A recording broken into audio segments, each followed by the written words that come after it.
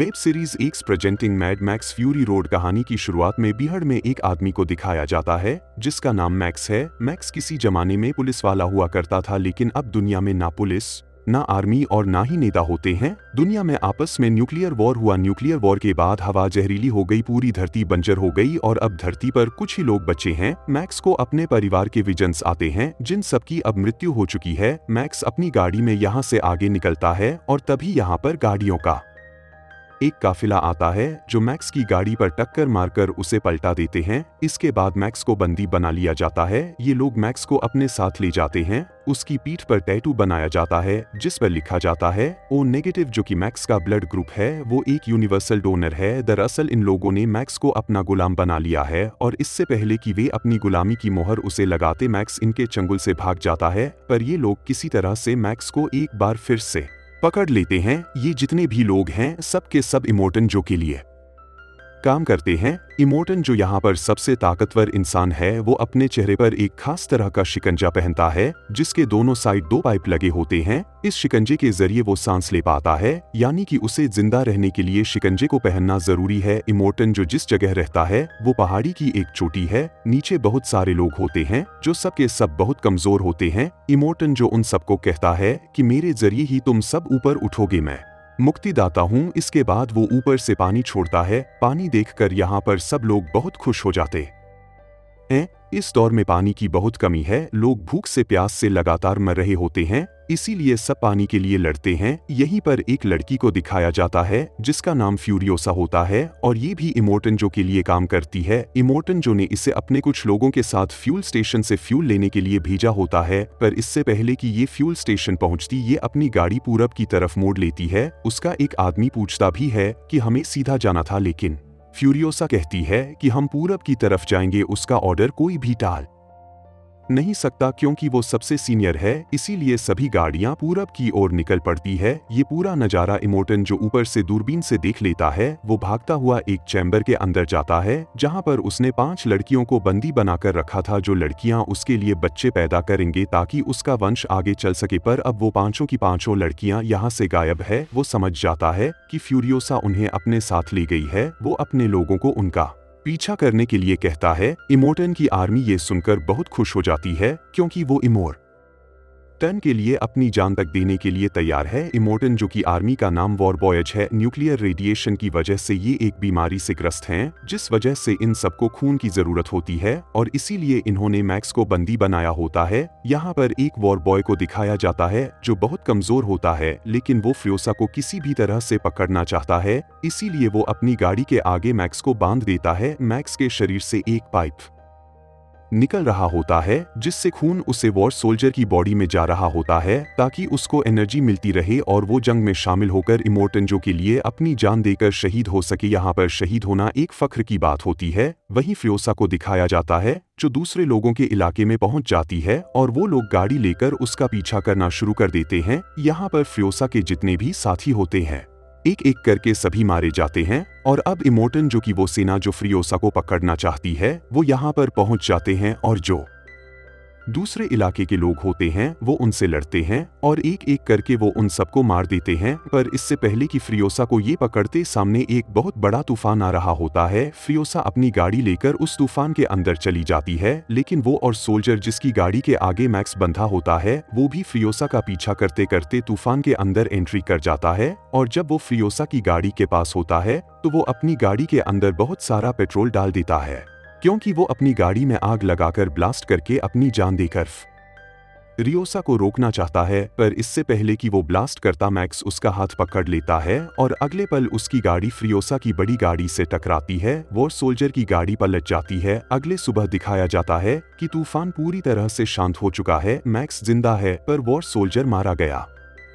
वो उससे जंजीर से बंधा होता है, इसीलिए वो उसे उठाकर अपने कंधे पर उस गाड़ी तक ले जाता है जिस गाड़ी में फ्यूरियोसा 5 लड़कियों के साथ भागी थी। वो पांचों लड़कियां वहां पर होती है। मैक्स उनकी तरफ गन तान देता है और उनसे जंजीर काटने के लिए कहता है, पर जब एक लड़की जंजीर काट रही होती है तो फ्यूरियोसा मैक्स के ऊपर हमला कर देती है। इन दोनों के बीच में हाथापाई होती है और तभी वो वॉर सोल्जर जो मैक्स की जंजीर से बंधा होता है वो उठ जाता है। दरअसल वो मरा नहीं होता, वो सिर्फ बेहोश हुआ था। वो किसी भी कीमत पर फ्यूरियोसा को पकड़ना चाहता है ताकि कि इमोर्टन जो उसे मुंह मांगा इनाम दे। मैक्स और वार सोल्जर दोनों मिलकर फुरियोसा को पूरी तरह से अपने कब्जे में ले लेते हैं। वार सोल्जर ये देखकर खुश हो जाता है, वो मैक्स की जंजीर काट देता है, लेकिन मैक्स उसे पंच मारकर गाड़ी लेकर यहाँ से निकल जाता है। फुरियोसा के साथ जो 5 लड़कियां होती हैं जिन्हें वह इमोर्टन जो की कैद से छुड़ाकर लाई है, वो उन्हें कहती है कि अगर बचना है तो मेरे साथ चलो, क्योंकि पीछे से इमोर्टन जो की पूरी सेना इन्हें पकड़ने के लिए आ रही होती है। फुरियोसा उस गाड़ी की तरफ भागती है जो मैक्स यहाँ से लेकर चला था। वो कुछ ही दूर जाकर रुक गया होता है। फुरियोसा वहाँ पहुँच जाती है और मैक्स से कहती है कि मैंने इसमें एक सीक्वेंस सेट की है,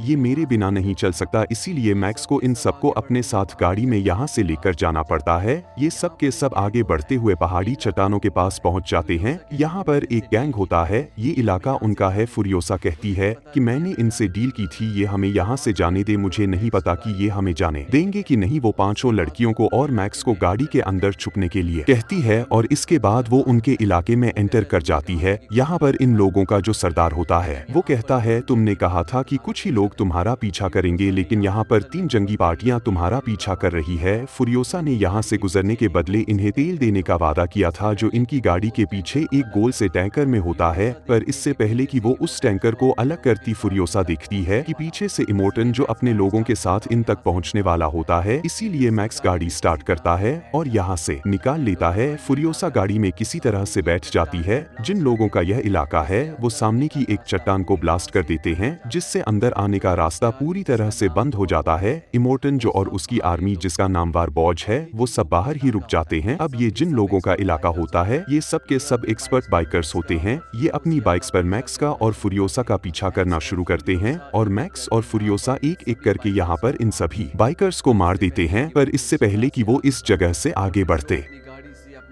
इमोर्टन जो अपनी गाड़ी से अपने लोगों के साथ इनकी गाड़ी तक पहुंच जाता है। इमोर्टन जो फुरियोसा को गोली मारने वाला होता है कि तभी उन 5 लड़कियों में से एक लड़की को गाड़ी के बाहर खड़ा कर दिया जाता है। ये लड़की प्रेग्नेंट होती है, इसके पेट में इमोर्टन जो का बच्चा होता है, इसीलिए इमोर्टन जो उस पर फायरिंग नहीं करता, क्योंकि वो किसी भी कीमत पर अपने बच्चे को नुकसान नहीं पहुँचाना चाहता। ये उसके लिए बहुत जरूरी है, ये उसका वंश है। पर वो फुरियोसा की गाड़ी रोकने की पूरी कोशिश करता है। वो अपनी गाड़ी से एक जंजीर फायरिंग करते हैं और वो जंजीर इनके स्टीयरिंग पर अटक जाती है, जिस वजह से ये अपनी गाड़ी को अब कंट्रोल नहीं कर सकते। पर तभी वो लड़की जो प्रेग्नेंट होती है वो गाड़ी से बाहर निकलती है और जंजीर काट देती है। पर इससे पहले कि गाड़ी को कंट्रोल कर पाते ये देखते हैं कि सामने चट्टान है। ये किसी तरह से अपनी गाड़ी को मोड़ते हैं, पर इनकी गाड़ी का दरवाजा उससे टकरा जाता है। वो लड़की जिसने जंजीर काटी थी वो अभी भी गाड़ी के बाहर होती है और जब वो गाड़ी के अंदर आने की कोशिश करती है तो उसका पैर फिसल जाता है और दरवाजे पर लटक जाती है। दरवाजा टूट जाता है और वो जमीन पर गिर जाती है। पीछे से इमोर्टन जो आ रहा होता है वो उसे बचाने के लिए अपनी गाड़ी को लेफ्ट साइड टर्न करता है, जिससे उसकी गाड़ी पलट जाती है। इमोर्टन जो अपनी गाड़ी से बाहर निकलता है और वो देखता है कि उसकी स्लेव जिसके पेट में उसका बच्चा है वो बुरी तरह से जख्मी है। वो अपनी जिंदगी की आखिरी सांसें ले रही है। ये देखकर इमोर्टन जो दर्द से कर्रा उठता है। वहीं मैक्स और फुरियोसा लगातार आगे बढ़ रहे होते हैं। इनकी गाड़ी में इमोर्टन जो का वो आदमी भी छुपा हुआ होता है जिसका नाम नक्स है, जिसने कहानी की शुरुआत में मैक्स को अपनी गाड़ी के आगे बांधा था और उसके शरीर से खून निकालकर अपने शरीर में डाल रहा था। नक्स यहाँ पर बहुत परेशान होता है। वो कहता है कि मुझे मौका मिला था, मैं तुम लोगों को पकड़कर इमोर्टन जो को खुश कर सकता था, अपने साथियों के साथ जन्नत जा सकता था, पर मैंने अपने सारे मौके खो दिए। अब गाड़ी में जो 4 लड़कियां होती हैं, इन्हीं में से एक लड़की उसे समझाती है और उसे कहती है कि शायद तुम्हारा भाग्य कुछ और है, और वो प्यार से उसके होंठों पर हाथ लगाती है और नक्स पूरी तरह से शांत हो जाता है।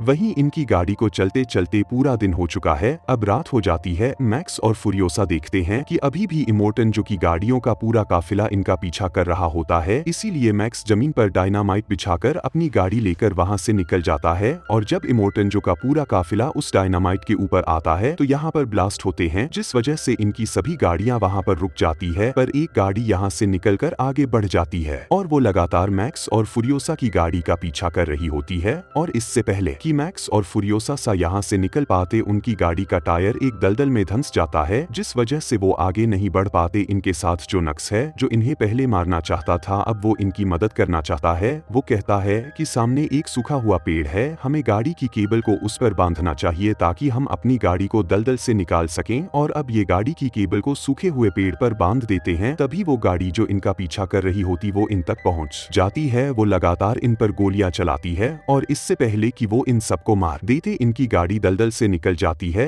ये गाड़ी लेकर थोड़ा सा आगे बढ़ जाते हैं। मैक्स एक ऑयल का डिब्बा लेकर उस गाड़ी की तरफ बढ़ जाता है जो इनका पीछा कर रही है, क्योंकि इनके पास हथियार नहीं है। और कुछ ही पलों के बाद फुरियोसा देखती है कि एक ब्लास्ट होता है। उसे लगता है कि मैक्स मारा गया, पर मैक्स जिंदा होता है। मैक्स ने उनकी गाड़ी को ब्लास्ट कर दिया होता है, साथ ही वो उनके सभी हथियार भी ले आता है। इसके बाद एक बार फिर से यहाँ से आगे बढ़ते हैं। पूरी रात गाड़ी चलाने के बाद सुबह जब वे रेगिस्तान से आगे बढ़ रहे होते हैं तो फुरियोसा को एक टावर दिखता है। वो बताती है कि बचपन में मैं जिस जगह रहती थी वहाँ भी ऐसा ही टावर था। ये उस टावर के पास पहुँच जाते हैं। फुरियोसा वहाँ पहुँचने के बाद अपना नाम बताती है, अपने कबीले का नाम बताती है, साथ ही वो अपनी मॉम का नाम भी बताती है। और अगले पल इनके पास बहुत सारे बाइकर्स आते हैं। ये सब की सब फीमेल्स होते हैं। फुरियोसा यहाँ पर अपनी मॉम से भी मिलती है। ये सब फुरियोसा को पहचान लेते हैं। फुरियोसा बताती है कि मेरे साथ जो ये 4 लड़कियां हैं, मैं इन्हें ग्रीन प्लेस ले जाना चाहती हूँ। पर तभी एक बूढ़ी औरत उसे बताती है कि जिस तरफ से तुम आ रहे हो वही ग्रीन प्लेस था जो पहले रहने लायक था, पर अब वहाँ रहा नहीं जा सकता। फुरियोसा को ये सुनकर बहुत दुख होता है। इसके बाद ये सबके सब प्लान बनाते हैं कि ये सूखे हुए समंदर के उस पार जाएंगे ताकि अपने लिए नया घर ढूंढ सके। पर मैक्स इनके साथ नहीं जाता, वो अपनी राह खुद चुनना चाहता है। जब सब के सब चले जाते हैं तभी मैक्स को एक छोटी लड़की के विजन्स आते हैं। वो कहती है कि तुमने वादा किया था कि तुम मुझे बचाओगे, पर तुम मुझे बचा नहीं सके। मैक्स अपने पास्ट में इस लड़की की जान नहीं बचा पाया था। इस विजन के बाद मैक्स अपनी बाइक से फुरियोसा के पास पहुंचता है। वो उससे कहता है कि जिस तरफ तुम जा रहे हो वहाँ पर नमक के अलावा कुछ भी नहीं है, हमें वापस इमोर्टेंजो के किले पर जाना चाहिए। वहाँ पर पानी भी है और हरियाली भी। एक बार अगर हमने उसे अपने कब्जे में ले लिया तो सब कुछ ठीक हो जाएगा। मैक्स की बात से सब सहमत होते हैं और एक बार फिर से उसी गाड़ी से, जिस गाड़ी में तेल का टैंकर होता है, इमोर्टेंजो के किले की तरफ जाना शुरू करते हैं। रास्ते में इमोर्टेंजो और उसके आदमी इनकी गाड़ी को देख लेते हैं। इमोर्टेंजो समझ जाता है कि ये किले की तरफ जा रहे हैं, क्योंकि किले पर सैनिक नहीं है, इसीलिए किले पर कब्जा करना चाहते हैं। इमोर्टेंजो अपने आदमियों के साथ इनका पीछा करना शुरू कर देता है। मैक्स और फुरियोसा इनके कई लोगों को मार देते हैं, पर इमोर्टेंजो उन 4 लड़कियों में से एक लड़की को पकड़ लेता है। पर फुरियोसा किसी तरह से इमोर्टेंजो की गाड़ी तक पहुंच जाती है और वो उसके मास्क को खींच कर निकाल देती है, जिससे उसकी मृत्यु हो जाती है। पर अब भी उसके बहुत सारे वॉर बॉयज होते हैं जो इन सबको मारना चाहते हैं। नक्स जो गाड़ी चला रहा होता है उसमें तेल का टैंकर होता है। वो उस गाड़ी को इनसे टकराता है, जिससे एक बहुत बड़ा ब्लास्ट होता है